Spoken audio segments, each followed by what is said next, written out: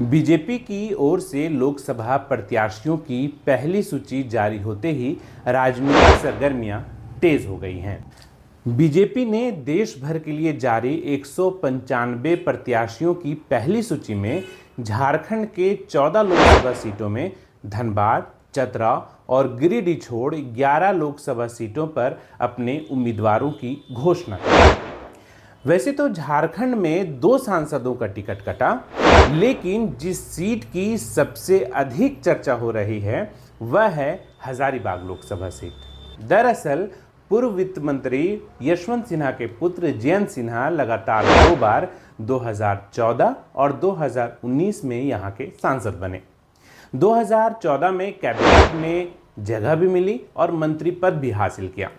बावजूद इसके जयंत सिन्हा का टिकट कटा और पिछले 2 बार से लगातार हजारीबाग सदर विधानसभा क्षेत्र से विधायकी संभाल रहे मनीष जायसवाल पर पार्टी ने इस बार भरोसा जताया है। लेकिन ऐसा पहली बार नहीं हुआ है। हजारीबाग संसदीय क्षेत्र के इतिहास में जब आप जाएंगे तो ऐसे कई रोचक घटनाओं से आप रूबरू होंगे। प्रकृति के गोद में बसा हजारीबाग 1833 ईस्वी में वजूद में आया। हजार बागों का शहर कहे जाने वाले हजारीबाग संसदीय क्षेत्र में चुनावी परिदृश्य बेहद रोचक रहा है। चुनाव परिणामों के कारण शुरुआती दौर से ही सुर्खियां बटोरने वाला हजारीबाग लोकसभा क्षेत्र पर निगाह डालें तो प्रशासनिक तौर पर इस जिले में 16 प्रखंड और 5 विधानसभा क्षेत्र आते हैं। इस पूरे जिले को हजारीबाग और बरही 2 अनुमंडलों में बांटा गया है। वहीं हजारीबाग सदर, मांडू, रामगढ़, बड़कागांव और बरही विधानसभा इस लोकसभा क्षेत्र के अंतर्गत आते हैं। राजनीतिक समीकरणों की बात करें तो हजारीबाग संसदीय सीट में राजनीतिक समीकरण का हमेशा असर रहा है। 1952 से 68 तक राज परिवार के मोह में चुनावी समीकरण यहां बनते रहे। बाद में कांग्रेस की पकड़ मजबूत हुई, लेकिन 1989 से अब तक की अगर बात की जाए तो चुनाव की तत्कालीन परिस्थितियां सिर्फ 2 चुनाव की तत्कालीन परिस्थितियों को अगर छोड़ दिया जाए तो भाजपा की पकड़ इस सीट पर बेहद मजबूत है। 1951 से 2019 तक हुए 18 लोकसभा चुनावों में भाजपा के हिस्से 7 जीत दर्ज है, जबकि कांग्रेस और सीपीआई को 2-2 जीत मिल पाई है। हालांकि रामगढ़ राज समर्थित जनता पार्टी और 1951 से 1968 तक जीते हुए उम्मीदवारों को मिला दिया जाए तो इसकी संख्या भी 7 जीत तक पहुंच जाती है। ऐसे में इस बार भाजपा अगर लगातार चौथी बार जीत दर्ज कर लेती है तो ना सिर्फ सबसे अधिक बार इस संसदीय क्षेत्र से जीतने वाली इकलौती पार्टी बन जाएगी, बल्कि लगातार 4 जीत दर्ज करने वाली पहली पार्टी भी बन जाएगी। अब हजारीबाग लोकसभा क्षेत्र का चुनावी इतिहास देखें तो 1951 से फरवरी 1952 के बीच हुए पहले लोकसभा चुनाव के दौरान हजारीबाग संसदीय क्षेत्र गठित नहीं किया गया था। इसलिए 1957 में हुए दूसरे लोकसभा चुनाव के दौरान हजारीबाग संसदीय क्षेत्र अस्तित्व में आया, जिसमें हजारीबाग और रामगढ़ 2 जिले के हिस्से को शामिल किया गया। 1957 में हजारीबाग से छोटा नागपुर संताल परगना जनता पार्टी की उम्मीदवार ललिता राज लक्ष्मी ने कांग्रेस के बदरुज्जमान खान को पराजित कर लगभग 23% वोटों के साथ पहली जीत दर्ज की। 1962 में सीएनएसपी जेपी और 1967 में निर्दलीय उम्मीदवार के तौर पर यहां की जनता ने डॉक्टर बसंत नारायण सिंह को अपना सांसद बनाया। इसके बाद 1971 में कांग्रेस उम्मीदवार दामोदर पांडे ने ललिता राजलक्ष्मी को मामूली वोटों के अंतर से हराया और कांग्रेस ने इस सीट पर अपनी पहली जीत दर्ज की।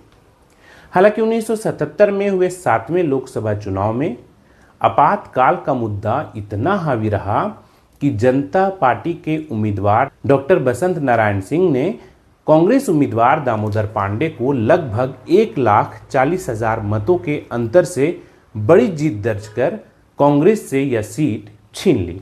1980 में हुए 8वें लोकसभा चुनाव में भी बसंत नारायण सिंह ने अपनी जीत कायम रखी, लेकिन 1984 के लोकसभा चुनाव में कांग्रेस ने वापसी की और दामोदर पांडे भाकपा नेता भुवनेश्वर प्रसाद मेहता को हराकर दूसरी बार संसद पहुंचे। 1989 में हुए लोकसभा चुनाव में वोट मांगने के तरीके में काफी बदलाव महसूस किया गया।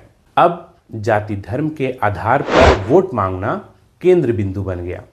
ऐसे में हजारीबाग लोकसभा क्षेत्र पर भी इंदिरा गांधी की मौत के बाद सहानुभूति लहर और कांग्रेस को मिली बड़ी जीत में सेंध मारी भाजपा ने भावनात्मक व धार्मिक मुद्दों को आधार बनाकर किया। नतीजतन सफलता मिली और पहली बार हजारीबाग संसदीय क्षेत्र में कमल खिला। भाजपा के यदुनाथ पांडे करीबन 60,000 मतों के अंतर से भाकपा के भुवनेश्वर प्रसाद मेहता को परास्त कर दिल्ली का सफर पूरा किया। पर अगले ही 1991 के लोकसभा चुनाव में सीपीआई के भुवनेश्वर प्रसाद मेहता ने भाजपा के ही यदुनाथ पांडे को चुनाव में पटकनी दे दी और अपनी पहली जीत के साथ श्री मेहता हजारीबाग संसदीय क्षेत्र में सीपीआई की लोकप्रियता की मौजूदगी का भी लोगों को एहसास करा दिया। हालांकि 1996 में हुए 12वीं लोकसभा चुनाव में भाजपा ने सीपीआई के भुवनेश्वर प्रसाद के खिलाफ महावीर लाल विश्वकर्मा को मैदान में उतारा और इसका लाभ भी मिला। इसी के साथ दूसरी बार हजारीबाग संसदीय क्षेत्र में कमल खिला। लेकिन 1998 में हुए 13वीं लोकसभा चुनाव में भाजपा के सिटिंग एमपी महावीर लाल विश्वकर्मा का टिकट काटकर नौकरशाह से नेता बने यशवंत सिन्हा को भाजपा का उम्मीदवार बनाया गया और उन्होंने भी भाकपा के भुवनेश्वर प्रसाद मेहता को हराकर बतौर सांसद दिल्ली का सफर तय किया। वर्ष 1999 के लोकसभा चुनाव में भी श्री सिन्हा अपनी जीत बरकरार रखी और वित्त मंत्री व विदेश मंत्री जैसे महत्वपूर्ण मंत्रालय की जिम्मेदारी भी संभाली। लेकिन 2004 के 15वीं लोकसभा चुनाव में भाजपा के प्रतिकूल परिस्थितियों का लाभ भाकपा के भुवनेश्वर प्रसाद मेहता को मिला और 2 लगातार जीत के बाद भाजपा उम्मीदवार यशवंत सिन्हा को हार का सामना करना पड़ा।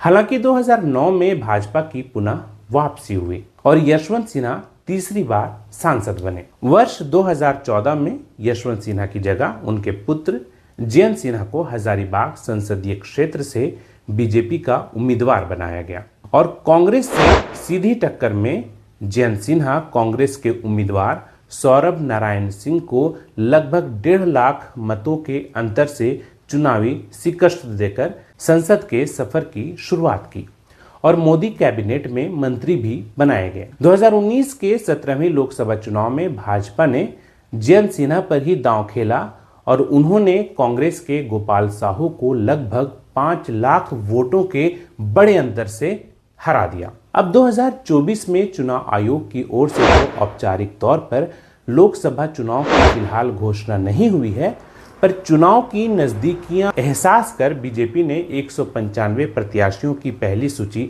जारी कर दी, जिसमें जयंत सिन्हा की जगह पार्टी ने मनीष जायसवाल को हजारीबाग से अपना उम्मीदवार बनाया है। ऐसे में जीत के साथ साथ बड़ी मार्जिन हासिल करना मनीष जायसवाल की बड़ी चुनौती होगी।